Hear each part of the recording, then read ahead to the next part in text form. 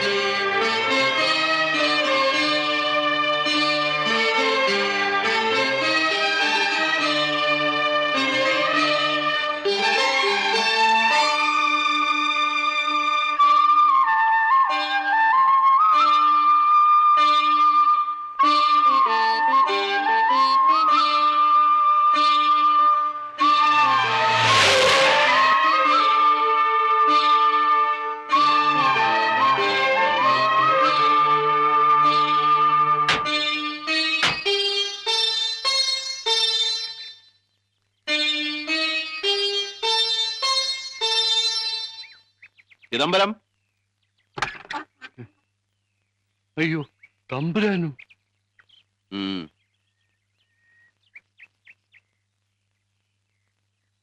ആരെയെങ്കിലും ഒന്ന് പറഞ്ഞു വിട്ടിരുന്നെങ്കിൽ അടിയൻ അങ്ങോട്ട് വരുമായിരുന്നു. ഇവിടെ ഇപ്പൊ ഇരിക്കാൻ കൂടിയൊന്നും വേണ്ട. ആരായി കത്തെഴുതിയത്? കത്തോ? എനിക്കൊന്നും അറിഞ്ഞുകൂടാ തമ്പുരാനെ. ആരാ മൈഥിലി? മൈഥിലി എന്റെ മോള. വിളിക്കവളെ. മൈഥിലി.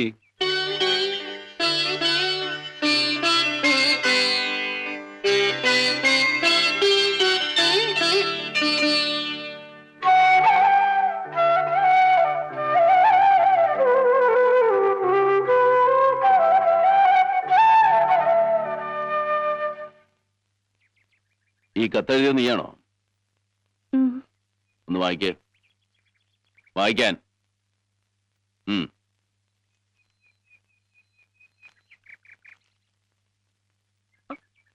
നരസിംഹ മന്നാടിയാർ തമ്പുരാൻ അറിയുന്നതിന്. മുഴുവനും വായിക്കേ. കച്ചവടത്തിൽ മുൻപരിചയമില്ലാത്ത അടിയന്റെ അച്ഛൻ അങ്ങയിൽ നിന്നും വായ്പ വാങ്ങിയ കാശ് അറിവില്ലാത്ത കച്ചവടം ചെയ്ത് മുഴുവൻ കളഞ്ഞു കുളിച്ചു. മഹാമനസ്കനായ അങ്ങ് പല അവധികളും നൽകിയെങ്കിലും അച്ഛന് വാക്ക് പാലിക്കാൻ കഴിഞ്ഞില്ല.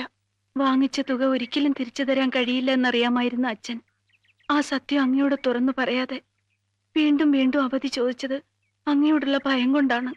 അങ്ങയെ പേടിച്ച് ആത്മഹത്യ ചെയ്യുമെന്ന് പറഞ്ഞപ്പോ ഞാൻ ആകെ തളർന്നു. ഈ വീട്ടിൽ ആകെ വിലപിടിപ്പുള്ള എന്റെ ആഭരണങ്ങളും ഈ 10 സെന്റ് പുരയിടത്തിന്റെ പ്രമാണവും ഈ കത്തിനോടൊപ്പം വച്ചിട്ടുണ്ട്. ഇവ വിറ്റ് കിട്ടുന്ന പണം അങ്ങയ്ക്ക് തരാനുള്ള പണത്തിന്റെ ഒരംശം പോലും ആകില്ലെന്ന് എനിക്കറിയാം. മറ്റൊരു പോംവഴി ഇല്ലാത്തതുകൊണ്ടാണ് ഇങ്ങനെ ചെയ്യുന്നത്. അങ്ങ് കനിയണം. വിനയത്തോടെ, ചിദംബരത്തിന്റെ മകൾ മൈഥിലി. നിങ്ങളല്ലേ മകളെ കൊണ്ട് ഇങ്ങനെ ഒരു ദയാഹർജി എഴുതിപ്പിച്ചത്? എന്റെ കാമാക്ഷിപുരത്ത് അമ്മയാണ്. ഈ കത്തിനെ കുറിച്ച് എനിക്കൊന്നും അറിഞ്ഞുകൂടാ തമ്പുരാനെ. അച്ഛൻ അറിയാതെയാണ് ഞാൻ ഈ കത്തെഴുതിയത്. കത്തവിടെ വെച്ചിട്ട് പിന്നെ ആരെങ്കിലും വരുന്നതിന് മുമ്പ് നീ എന്തിനാ ഓടിക്കളഞ്ഞത്? നിന്റെ സ്വർണവും ഈ വീടും വിറ്റാൽ കിട്ടുന്ന തുക കഴിച്ച് ബാക്കി കട എങ്ങനെ വീട്ടാനാ ഭാവം? അത് ഞങ്ങൾ കൂലിവേല ഏതെങ്കിലും വീട്ടും തമ്പുരാനെ. ഞാൻ അവളോടാ ചോദിച്ചേ. നീ തന്നെ പറയേ. തമ്പുരാൻ എന്ത് ജോലി തന്നാലും ഞങ്ങൾ ചെയ്തോളാം. നരസിംഹമന്നാടിയാരുടെ ഭാര്യ ആയിരിക്കാൻ നിനക്ക് സമ്മതാണോ?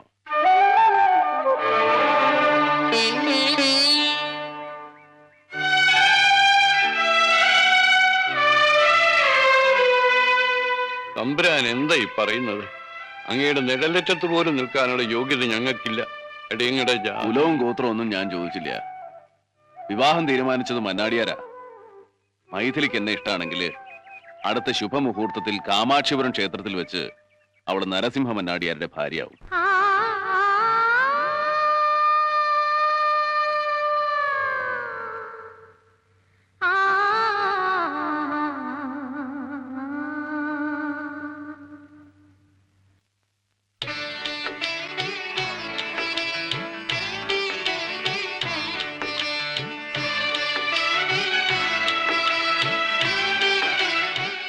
മണിത്താലിയായ കഥ കൊള്ളാലോ. ഇനിയുണ്ട് ഇതുപോലെ രസകരങ്ങളായ പല കഥകളും. ആ.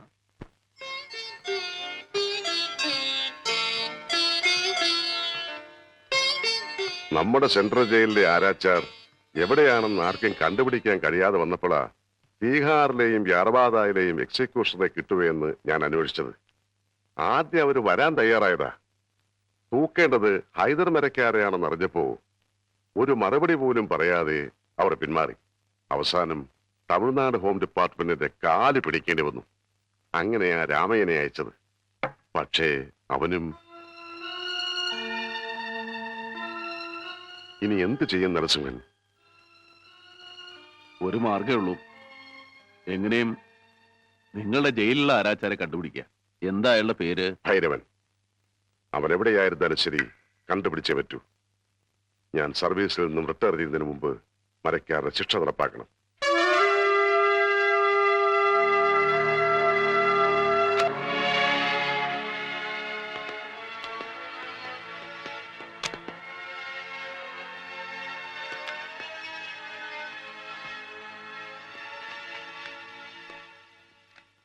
എന്തായി?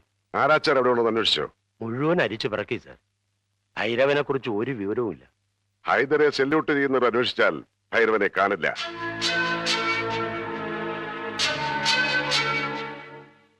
ആരാച്ചാർ മരിച്ചുപോയിന്ന് റൂമർ കേട്ടു സാർ.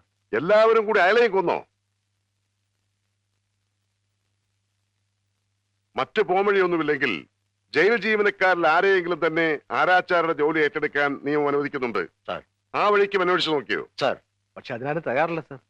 ഇനി ആരാച്ചാരെ ആവശ്യമുണ്ടെന്ന് പറഞ്ഞ് നമുക്ക് പത്രത്തിലൊരു പരസ്യം കൊടുക്കാം സാർ. അല്ലെങ്കിൽ PSC വഴി.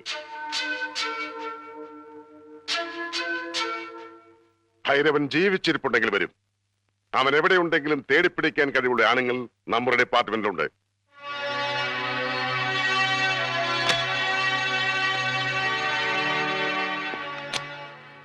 ഭൈരവൻ ജീവിച്ചിരിപ്പുണ്ട് സാർ. താമസം എവിടെയാണെന്ന് കണ്ടുപിടിച്ചു. Very good. ആളിപ്പോ എവിടെയുണ്ട്? സാർ,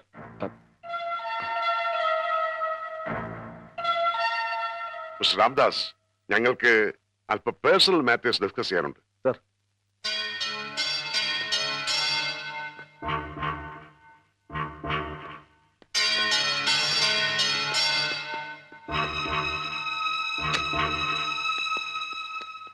താൻ ആ ആരാച്ചാരെ വിളിക്കാമെന്ന് പോകണ്ട. വെറും ഒരു സബ് ഇൻസ്പെക്ടറായ നരിമാൻ ഈ കാക്കിക്കുള്ളിൽ ഒരുപാട് വളരാനുണ്ട്. ഹൈദർ തന്നതാണ്. എണ്ണി നോക്കിയിട്ട് പോരെങ്കിൽ പറയണം. Sorry sir. ഹൈദറിനെ തൂക്കിക്കൊല്ലുന്ന ദിവസം വേളാങ്കണ്ണി പോയി തല മൊട്ടയടിക്കാമെന്ന് നേർച്ച ചേർന്ന് നടക്കുന്നവനാ ഞാൻ. നിന്റെ സർവീസ് ഞാൻ ഇത്രയും കാലം എന്റെ സർവീസ് ബുക്കിൽ ചുവന്ന വശി വീണിട്ടില്ല. ഇനി അങ്ങോട്ട് ചോക്കുന്നതാ എനിക്കിഷ്ടം. ആ, നാളെ സാർ കണി കാണുന്നത് ആരാച്ചാരുടെ മുഖമായിരിക്കും. ഭൈരവന്റെ മുഖം.